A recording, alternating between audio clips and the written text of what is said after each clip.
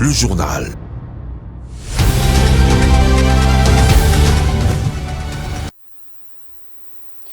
Nous sommes en direct sur Mondico Télévision. Madame, Monsieur, bonsoir et bienvenue à cette grande édition dont voici l'ossature.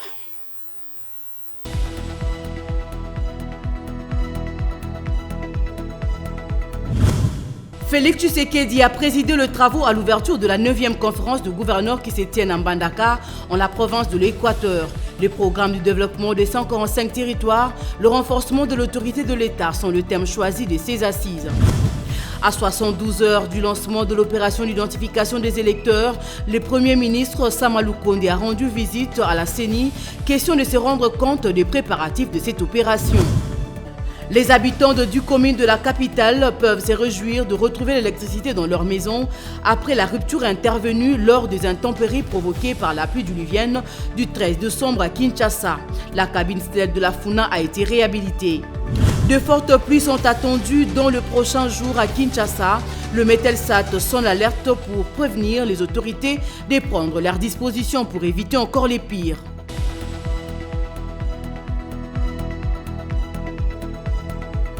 Bonsoir. Le programme de développement local des 145 territoires renforcer l'autorité de l'État pour relancer l'économie de province.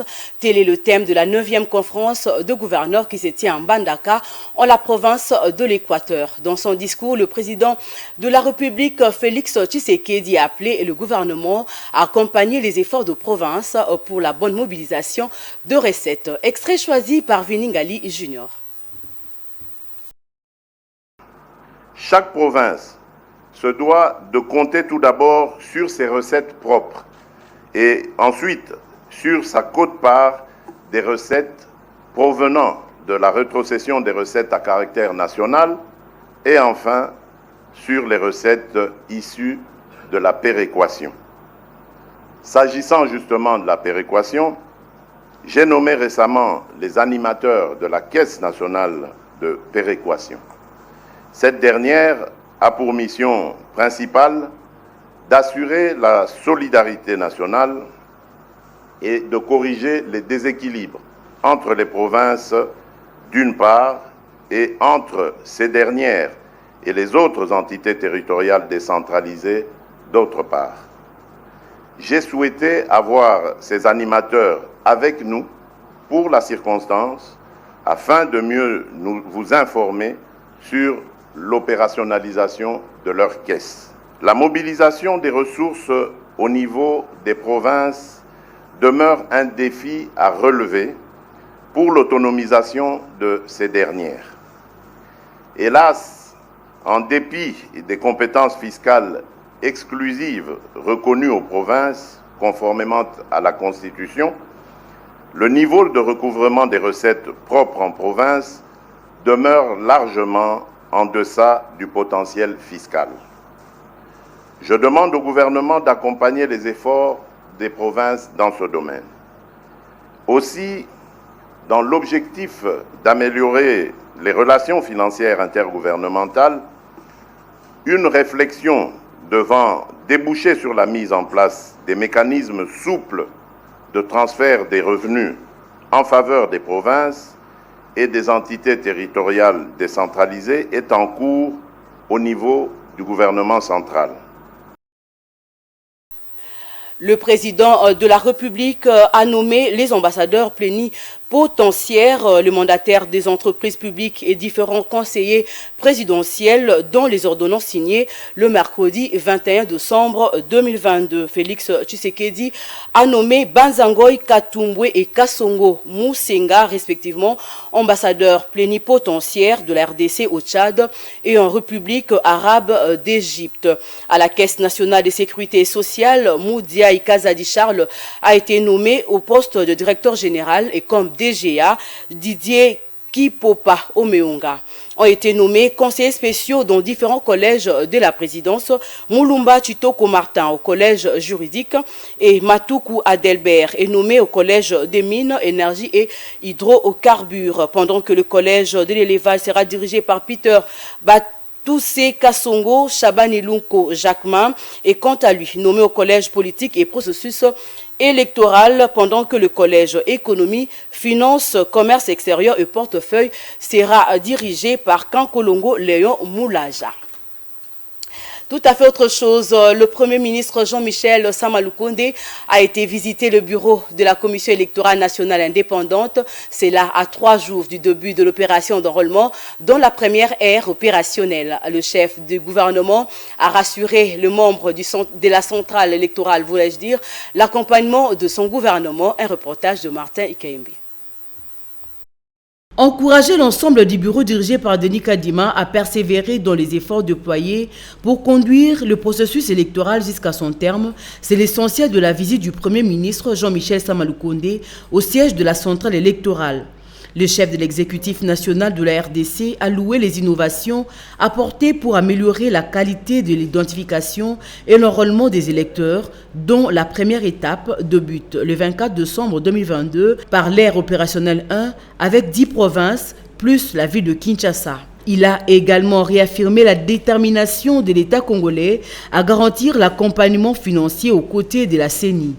Le numéro 1 de la CENI, Denis Kadima, n'a pas manqué de relever que les finances constituent toujours un défi, un sérieux goulot d'étranglement. Séance tenante, une illustration de la fiabilité du kit d'identification et d'enrôlement a été faite par le directeur de l'informatique en mettant en avant toutes les technologies dont il est doté avec une démonstration de sa fonctionnalité. Toujours à la centrale électorale, en marge de l'opération d'enrôlement, Patricien Seya séjourne à Matadi, dans la province du Congo central, en vue de la sensibilisation de la population et le lancement de l'identification et l'enrôlement des électeurs. Sur place à Matadi, la délégation de la centrale électorale a commencé par la formation des agents commis à l'opération qui commence le 25 décembre prochain. Avec les autorités de la province, Patricien Seya a expliqué le bien fondé de sa descente sur place afin de booster les activités de la CENI dans la province du Congo central. Et puis, le préparatif de l'opération d'identification et d'enrôlement des électeurs se déroule normalement à Kinshasa, comme affirmé par la secrétaire exécutive provinciale CEP de la Commission électorale nationale indépendante, CENI, au cours d'une interview lui accordée à la radio Okapi, nous dit Laetitia Moulalou. Anne-Marie Mukwaya Nzompundu a parlé de la fin de la formation de tous les membres des centres d'inscription qui, selon elle, sont déjà bien outillés pour le bon déroulement de cette opération. Comme annoncé, le lancement de l'opération débute le 24 décembre, donc l'inscription des électeurs pour les élections de 2023. À Kinshasa, le CEP peut vous rassurer que tout se passe bien. La CENI vient de terminer la formation de tous les membres de centres d'inscription. Ils sont déjà outillés et prêts pour que le 24, ils soient déjà à leur poste pour accueillir les requérants qui viendront demander leur carte d'électeur. Elle affirme en outre que l'heure est maintenant au déploiement des kits vers les centres d'inscription. La secrétaire exécutive provinciale a conclu en affirmant que les préparatifs vont bon train et tout semble bien marcher pour que le 24 décembre, tout le monde soit prêt pour ce rendez-vous. Toujours dans ces mêmes chapitres prévus pour ce samedi 24 décembre, l'enrôlement des électeurs aura bel et bien lieu. C'est une confirmation de la centrale électorale. Évariste Kalombo Matadi, prophète de ministère et acteur politique, a au cours d'une interview appelé la population congolaise à s'enrôler et massivement car cela est un devoir patriotique. Il était au micro de Viningali Junior et Yvon Chiban. Mon aperçu général par rapport à l'enrôlement, c'est d'éveiller surtout la conscience patriotique du peuple congolais, de s'enrôler et de choisir ses dirigeants de demain. Autrefois, le peuple a été ballonné et le peuple était en train de papillonner entre des partis politiques pour prendre les polos, les t-shirts, les choses comme ça. On a essayé de voter de partis. Mais lorsqu'on vote un parti politique, on poursuit sa vision. Cette fois-ci, nous devons nous enrôler pour que non seulement les partis gagnent, mais que le Congo puisse gagner. Parce que lorsqu'on voit l'intérêt commun du pays, on sait maintenant se lever comme patriote et faire en sorte que notre beau pays puisse être transformé, on ne peut pas d'abord attendre des aides extérieures. Et pour arriver à tout ça, nous devons passer par l'enrôlement. Je pense que c'est un devoir civique de tout citoyen de choisir ses dirigeants et ses bons dirigeants. Je suis en train de saluer d'ailleurs le travail de la CENI et surtout le dévouement du gouvernement du Premier ministre Sama Lukonde et la détermination de notre chef de l'État, le président Félix Tshisekedi, à nous amener à des élections libres et sûres. Je pense que les erreurs de technique, ça arrive toujours. Mais je voudrais ici confirmer au peuple congolais de faire ses devoirs civiques. Parce que le fait déjà d'avoir le pouvoir et d'accepter de respecter le mandat, c'est un homme à honorer et à respecter. J'estime que nous devons tous aller en l'enrôlement et faire confiance à la CENI. Le Congo n'est pas un petit pays. Le Congo n'est pas comme nos petits pays voisins qui peuvent faire toutes choses en 2 jours, 3 jours. Le Congo est un grand pays. Il y a beaucoup d'enjeux, surtout à l'intérieur qu'ici à la capitale. Je pense que nous devons leur faire confiance et les élections auront bel et bien lieu en date et lieu précis qu'ils ont. Bonne nouvelle pour certains quartiers plongés dans le noir après la pluie du 13 décembre 2022, car la SNEL vient d'annoncer dans un communiqué publié la normalisation de la fourniture d'électricité dans ces quartiers. Il s'agit du quartier de communes et des communes ci-après, Massina, Kalamou, Kasavubu, Limete et Barumbu. Les détails avec Muriel Monsa. L'annonce a été faite dans un communiqué de presse du département de distribution de Kinshasa de la Société nationale d'électricité, SNEL, qui informe la fin des travaux menés par ses agents au poste de la Funa, qui dessert plusieurs quartiers de la ville de Kinshasa privés d'électricité depuis le mardi 13 décembre 2022 dernier. Ainsi, la SNEL avise son aimable clientèle de la mise en service depuis le mercredi 20 décembre 2022 à 24h20 du transformateur numéro 2222/20 kVA du poste de la Funa après inondation et brûlure de certains équipements électromécaniques. De ce fait, la fourniture de l'énergie électrique est normalisée dans les communes de Massina, Kalamou, Kasavubu, Limete et Barumbu, signalant que les équipes de la SNEL continuent à travailler de manière intense pour les quartiers qui restent encore dans l'obscurité. Et ces équipes d'intervention sont à pied d'œuvre pour la finalisation des travaux sur le transformateur 220/20 kVA numéro 1 dans un bref délai, confirme la SNEL à ses abonnés. À titre de rappel, le poste de la Funa de la Société nationale d'électricité avait subi des dégâts lors des intempéries de la pluie du 13 décembre dernier. Plusieurs de ces machines submergées avaient cessé de fonctionner, ce qui avait provoqué la coupure de l'électricité dans 10 communes de la ville-province de Kinshasa. Dans un autre registre, ces basons de l'avertissement de l'Agence nationale de météorologie satellitaire Metelsat, en sigle Jean Mangalibi, environnementaliste, demande aux autorités de faire évacuer les populations occupant les zones à risque pendant cette période pluvieuse et trouver des solutions durables lors de la saison sèche. Propos recueillis par Yvon Thibon. Logiquement, ce que l'autorité devait faire, c'est déjà évacuer la population de tous ces coins et trouver un endroit où ils peuvent aller les mettre provisoirement. Le temps qu'on passe cette période, parce que je crois qu'il reste quelques pluies, bientôt on va entrer dans la petite saison sèche, et que juste dès qu'on entre pendant la saison sèche, qu'on voit comment arriver à trouver la solution ou les solutions par rapport à tous ces problèmes d'érosion. Pareil aussi avec les inondations, on sait qu'on a eu à construire là où il ne fallait pas. Alors là, normalement, l'État doit arriver à évacuer d'abord la population de là. Le long de la rivière, s'il faut démolir, voir comment élargir les rivières, de telle sorte que nous limitons ces phénomènes des inondations que nous sommes en train de vivre. Sachant que ce qui est en train de nous arriver, en réalité, c'est nous-mêmes qui sommes les responsables. parce que Dieu nous a créés pour dominer sur la nature. Quand nous dominons mal sur la nature, quand la nature cherche à reprendre sa place, on vit ce qu'on est en train de vivre maintenant.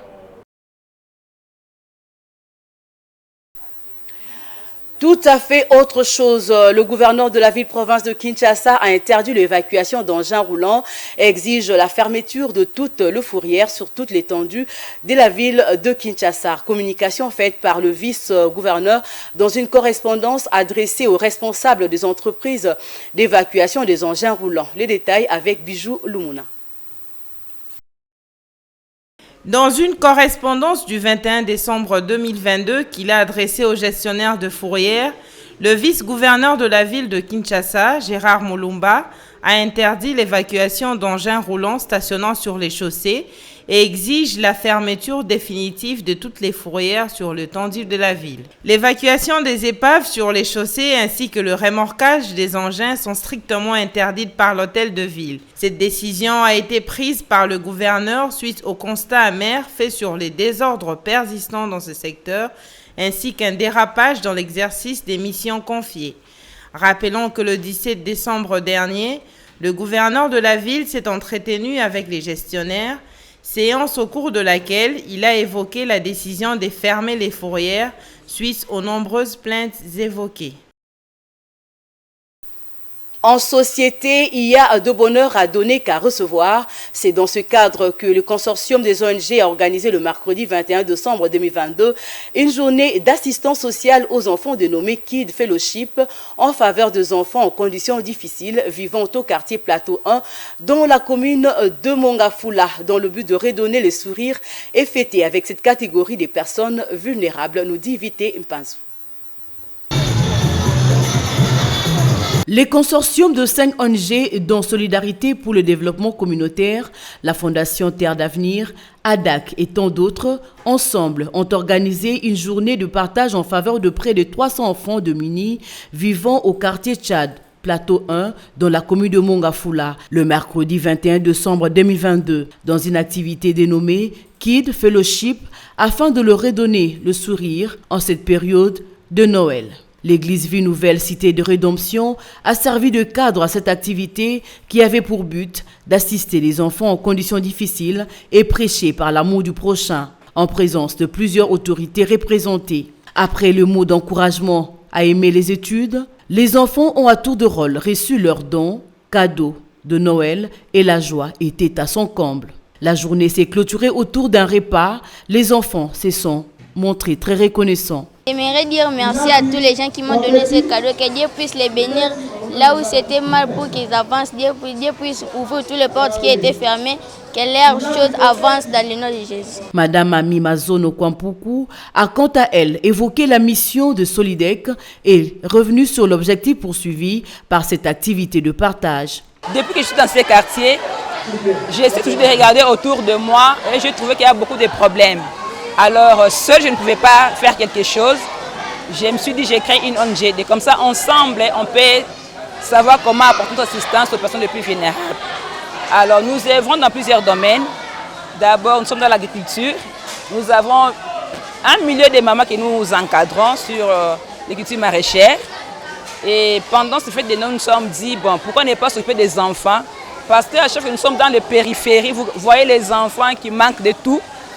Nous nous sommes dit avec différentes ONG qu'on se retrouve ensemble, on devient forte et ensemble on peut faire quelque chose. Le président de la DAC s'est lui aussi exprimé. Nous nous sommes rendus compte que dans ce coin de Mongafula, quartier Plateau 1, il y a une précarité que vous n'avez pas l'idée. Les enfants vivent dans la souffrance, dans la misère. Nous nous sommes dit, comme nous tendons dans le période de fête, que nous puissions apporter quand même une main d'assistance pour fêter, donner la joie à ces enfants. Dans une ambiance festive, c'est la photo des familles qui a mis fin à cette fête avec les enfants.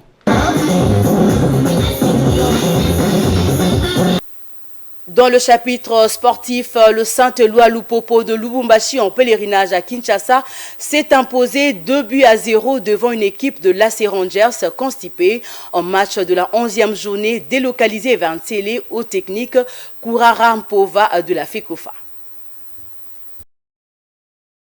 Une première mi-temps sans ressources pour l'AC Rangers qui n'arrivait pas à poser les crampons sur le cuir. les Lumpa entrepreneurs vont réussir eux-mêmes à confisquer le ballon à leur adversaire et construire proprement depuis le début du premier quart d'heure. C'est dans le deuxième quart d'heure que Lupopo va trouver enfin la faille. Servi en jeu réduit par Mongo Lompala, Luison Sefou va se révéler. 1-0 à la 25e minute. C'est le score à la pause. La seconde période n'est que la copie de la première. La même domination, le même énergie Lumpa. La logique et l'objectif sont clairs. Ça ne va pas traîner. Jean-Marc Makoussou, bien trouvé, va revenir dans l'axe et une frappe subtile nettoie la lucarne gauche de la cage de Boukassa Mongala. 2-0 à la 49e minute. Plus rien n'étant à l'ordre du jour. Lors de réajustement des Nazis Kapend, Jonathan Masakidi et Issoufou de l'autre vont rentrer et maintenir la solidité. Victoire de Lupopo. Une victoire importante qui permet aux protégés de Jackie Aboula Katoué d'occuper la deuxième place avec 22 points en 10 matchs joués. Les académiciens de leur côté ne réussissent pas à rééditer l'exploit comme face à Mazembe. Face à chez un autre louchois, le Santolo Lupopo s'est montré insaisissable, limpide. Rangers occupe la 10e place avec 11 points en 12 sorties. Restons toujours dans ces chapitres sportifs. Seul maître à bord, l'irréversible, l'intraitable Lasvel Club ne cesse de laisser de traces indélébiles sur son chemin en ses débuts de championnat en s'imposant à Lubumbashi. Les détails avec Glody Mwinda. Le périple du camp Katonga débute en fanfare pour le club de la capitale, qui a disposé des kamikazes de Lubumbashi Sport 3-1. Ce mercredi 21 décembre au stade de Père Augustin Kikoula Delikassi, en match remis de la 9e journée. Durant la première période, les Louchois auront résisté face à la fauche de Banambongo, sans concéder à un moindre but. Conséquence logique, les marqueurs affichent 0 but partout. C'est avec cette note d'égalité que l'homme en noir Ali Koupa va renvoyer les 22 acteurs au vestiaire. Le 15 minutes étant consommé, c'est Kikwa Maglodi, les remplaçants au coup d'envoi, qui sera le premier à avoir le fond filé. 1-0, 61e minute. Au grand bonheur de son entraîneur, Raoul Chungu, le chaman balisé, Tagui Agiti et Tekiama va inscrire la balle du 2-0, 71e minute. Et du 3-0 à la 89e minute. Un doublé au passage pour celui qu'on appelle Etouté Kota. La réponse tardive de rouge et blanc par Ntumba Nyembo dans les ultimes time n'influencera à rien l'issue du match. Tchalamoussance, presque effacé des radars cette saison. Le Moscovitch en mode patron s'empare de la part du Lion. Premier avec 28 points en 10 journées, le prochain adversaire se nomme US Panda, dont la rencontre est calée le 24 décembre sur le même terrain.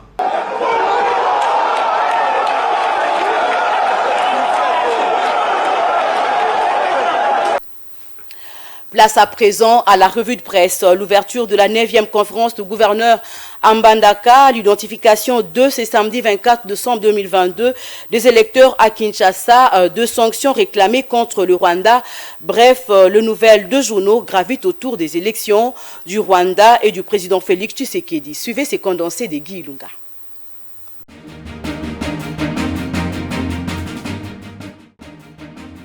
Neuvième conférence des gouverneurs à Mbandaka, Félix Tshisekedi donne le go aujourd'hui, titre la prospérité, qui avise que le programme de développement local des 145 territoires, renforcer l'autorité de l'État pour relancer l'économie des provinces est le thème de ces assises. L'article rapporte le mot du chef de l'État qui a échangé avec la population autour de plusieurs doléances sur le terrain de la maison communale de Wangata. Depuis ce samedi de l'opération d'enrôlement des électeurs à l'ouest et au nord-ouest de la RDC, aligne en manchette le quotidien Le Journal pour informer que 10 provinces seront concernées, à savoir l'Équateur, Kinshasa, le Congo central, le Kwango, le Kwilu, le Maïndombe, la Mongala, le Nord-Ubangi, le Sud-Ubangi et la Tchouapa, provinces qui constituent la première ère opérationnelle. Kinshasa exige des sanctions, justice et réparation au-delà de la condamnation du Rwanda, fait savoir le journal L'Avenir, qui rappelle la forte offensive diplomatique menée par le chef de l'État qui a conduit à la vague des condamnations contre Kigali le 19 décembre dernier au Conseil de sécurité des Nations Unies. Avec la position claire de la France, les Congolais et Congolaises saluent toutes ces dénonciations, mais réclament que des sanctions lourdes tombent contre le pays de Paul Kagame. Élection 2023, Fachi s'enrôle ce samedi à Mbandaka, indique le phare, qui fait écho au meeting des vérités autour des problèmes de la province de l'Équateur que le président a tenu pour promettre la réhabilitation du port de Mbandaka, de l'eau et de l'électricité, comme de s'enrôler dans cette ville. Pour terminer cette revue, la tempête des tropiques livre que la MONUSCO se félicite de l'adoption des 2 résolutions sur la RDC. Selon Mme Bintou Keïta, représentante spéciale du secrétaire général de l'ONU et chef de la MONUSCO, qui réitère l'engagement sans faille du système des Nations Unies à soutenir le gouvernement congolais dans ses efforts pour instaurer la paix et la stabilité dans l'Est du pays. C'est tout, mesdames et messieurs. Bonne suite des programmes avec Mandiko TV.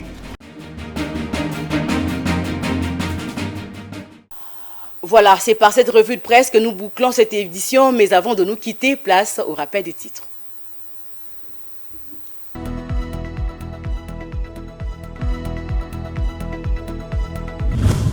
Félix Tshisekedi a présidé le travaux à l'ouverture de la 9e conférence de gouverneurs qui se tienne en Mbandaka, en la province de l'Équateur. Les programmes du développement des 145 territoires, le renforcement de l'autorité de l'État sont le thème choisi de ces assises. À 72 heures du lancement de l'opération d'identification des électeurs, le Premier ministre Samalou Konde a rendu visite à la CENI, question de se rendre compte des préparatifs de cette opération. Les habitants de 10 communes de la capitale peuvent se réjouir de retrouver l'électricité dans leur maison après la rupture intervenue lors des intempéries provoquées par la pluie diluvienne du 13 décembre à Kinshasa. La cabine stellaire de la Funa a été réhabilitée. De fortes pluies sont attendues dans le prochain jour à Kinshasa. Le Metelsat sonne l'alerte pour prévenir les autorités de prendre leurs dispositions pour éviter encore les pires.